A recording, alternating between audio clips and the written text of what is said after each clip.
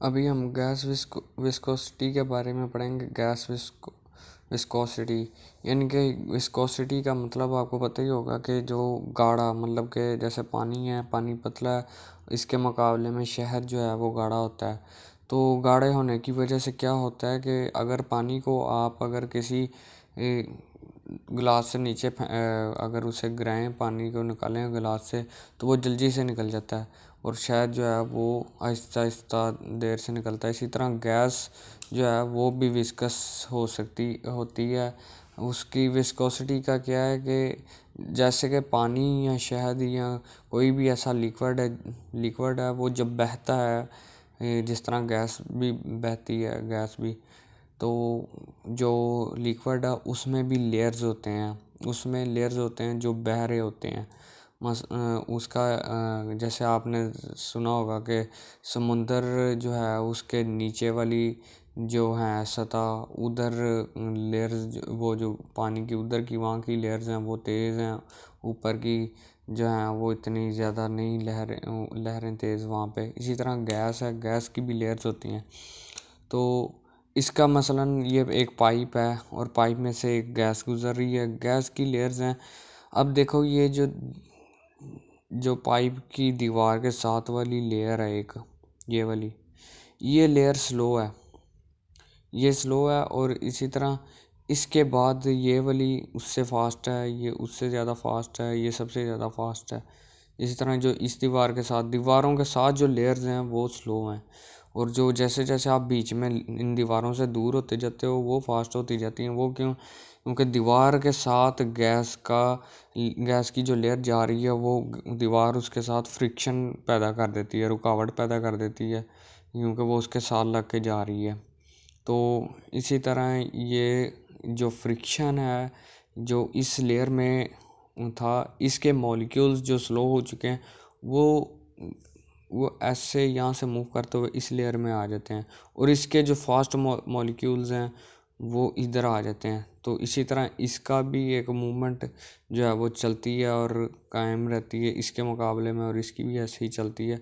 इसके जो स्लो वाले इधर आए हैं, ये इधर आ गए हैं, और इसी तरह इसके इधर आ गए हैं इस लेयर्स में। इसी तरह ये ऐसे मूव करते हैं। इस मूवमेंट को ट्रांसपोर्ट ऑफ मोमेंटम कहते हैं, क्योंकि इधर जो मॉलिक्यूल थे उनका मोमेंटम स्लो था, वो इधर आए तो उन्होंने अपना मोमेंटम यहाँ पे इस लेयर में डाल दिया और इसकी स्लो करने की कोशिश की। तो ये एक विस्कोसिटी पैदा हो गई पूरे गैस के इन लेयर्स के बीच में। इसी वजह से इसे ट्रांसपोर्ट मोमेंटम कहते हैं। इसी वजह से इसमें लेयर्स बनते हैं और इसी वजह से ये इसकी विस्कोसिटी है।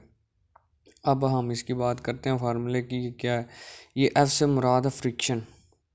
तो फ्रिक्शन जो है गैस के लेयर्स के बीच में, वो क्या है, कैसे? वो डायरेक्टली प्रोपोर्शनल है एरिया के। एक तो एरिया जो है ना, आपका जितना वॉल्स के साथ ये लेयर्स का, इस लेयर के साथ जितना ज़्यादा एरिया, और इस लेयर का इस दीवार के साथ जितना ज़्यादा एरिया है उतना ज़्यादा फ्रिक्शन होगा। मसलन अगर ये पाइप अगर इतना सा होता, इसके मुकाबले में, इस पाइप के मुकाबले में इतना सा होता, यानी कि इसकी लेंथ ज़्यादा है और इसकी कम है, यानी कि ये वाली लेयर जो है इसे कम एरिया मिल रहा है कांटेक्ट के लिए, तो इधर कम फ्रिक्शन होता, इधर ज़्यादा है, क्योंकि एरिया के बढ़ने की वजह से ज़्यादा फ्रिक्शन आ गया।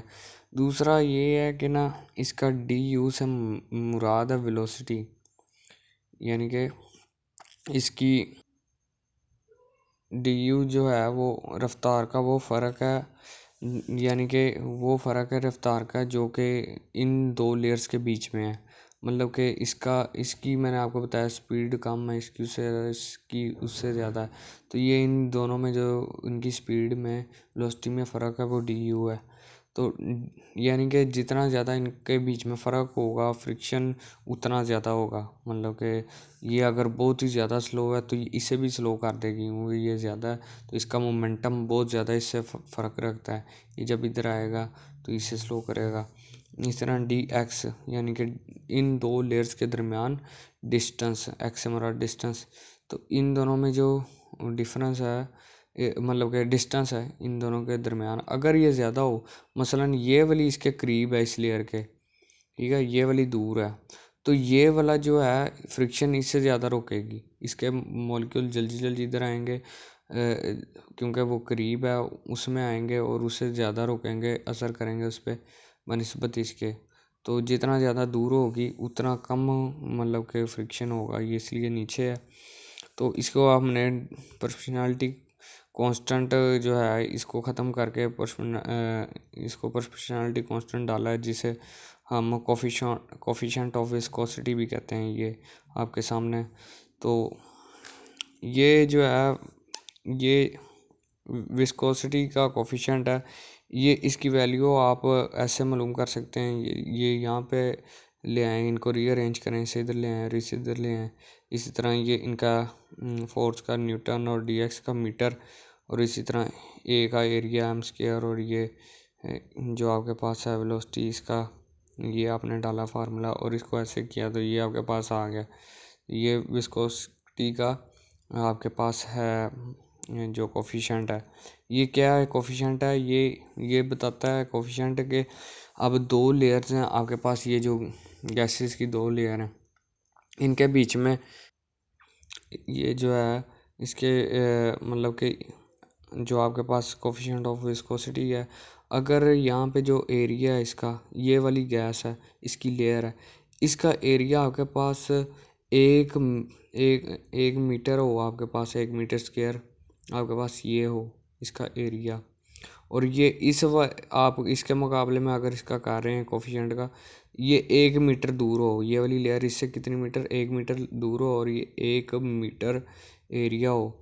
तो 1 मीटर एरिया हो और 1 मीटर दूर हो, तो जो न्यूटन में फोर्स इन दोनों के बीच में लगेगी, मतलब कि इनको एग्जर्ट होगी, ये वाला जो है ये वाली लेयर इस पे जो भी एग्जर्ट करेगी फोर्स इस लेयर पे, वो आपके पास कोफिशिएंट ऑफ विस्कोसिटी होगी। तो इसके बीच में ये गैस विस्कोसिटी।